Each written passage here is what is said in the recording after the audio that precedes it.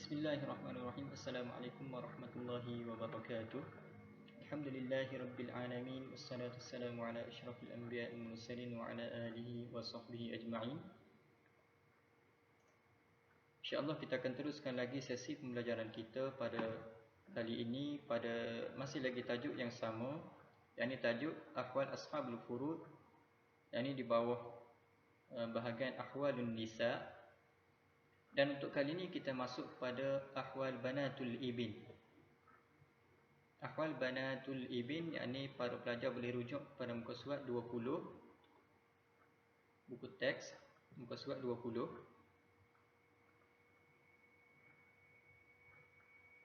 Yakni keadaan Banatul Ibn, anak perempuan kepada anak lelaki si mati, ataupun lebih dikenali sebagai cucu perempuan si mati. Baik, untuk memudahkan para pelajar, saya kongsikan satu nota, yakni nota ringkasan daripada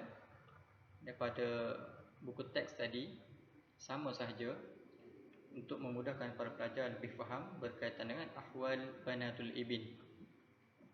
Baik, berkaitan dengan Ahwal Banatul Ibn, ia ada 5 keadaan. Adapun dalam buku teks dia cuma pecahkan menjadi 6 keadaan pada bahagian Al-Mahjubah. Baik, tengok kepada keadaan yang pertama, keadaan cucu perempuan si mati.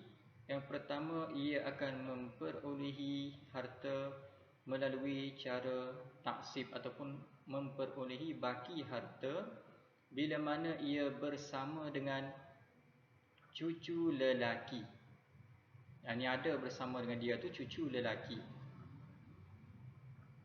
Dengan syarat lain, adamul ibn, tiadanya anak lelaki si mati. Yang tu syarat yang pertama.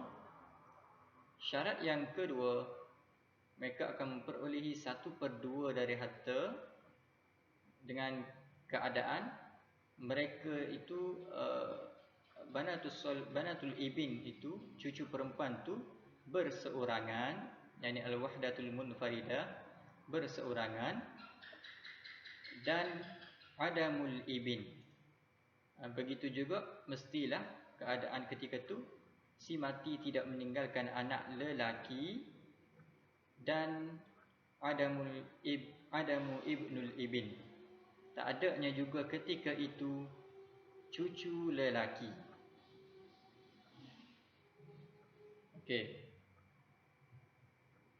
itu keadaan yang kedua. Seterusnya, keadaan yang ketiga, cucu perempuan si mati akan memperolehi 2/3 ketika mana ia bilangan mereka itu 2 ataupun ke atas. Maksudnya 2 cucu perempuan dan ke atas.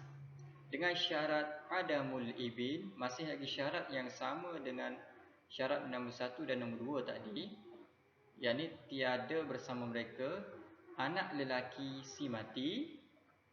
Dan syarat yang kedua, adamu ibnul ibn, tiada di sisi mereka juga, dalam kalangan mereka itu, cucu lelaki si mati. Dalam erti kata mudahnya, bilangan mereka 2 orang, 3 dan ke atas tu semua sekali adalah perempuan, cucu perempuan. Jadi mereka akan memperolehi 2/3. Yang membezakan mereka keadaan 2 dan 3 adalah bilangan Banatul Ibn sahaja. Yakni pada keadaan yang kedua tadi, bilangan mereka adalah seorang, al-wahdatul munfaridah. Syarat ni saja yang berbeza. Adapun yang ketiga, keadaan yang ketiga ni, bilangan mereka ithnaini fasa'adan, 2 orang dan ke atas. Itu saja membezakan mereka.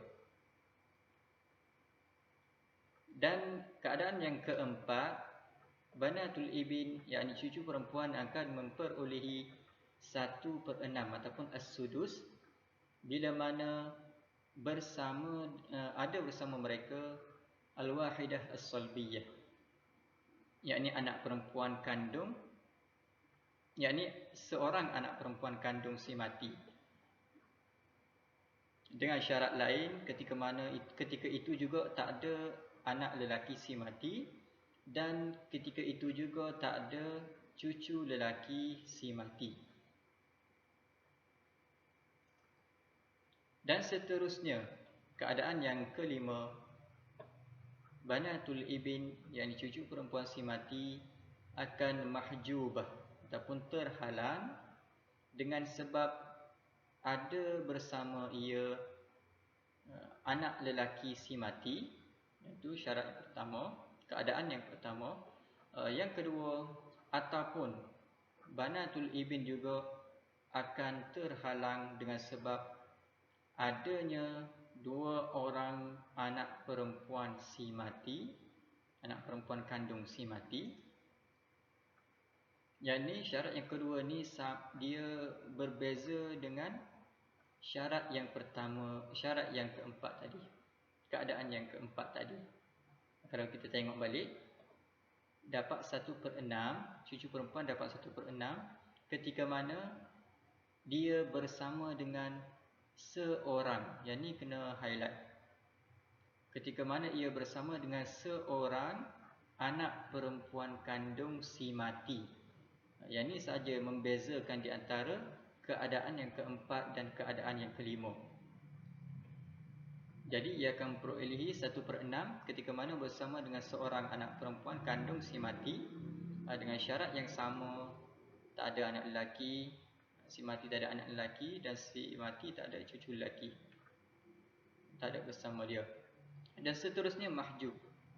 Mahjub sama, yakni pada syarat yang kedua, ia akan terhalang dengan sebab bila mana adanya dua orang anak perempuan kandung si mati. Kalau ada seorang, ia masih lagi dapat 1/6 sebagaimana di atas.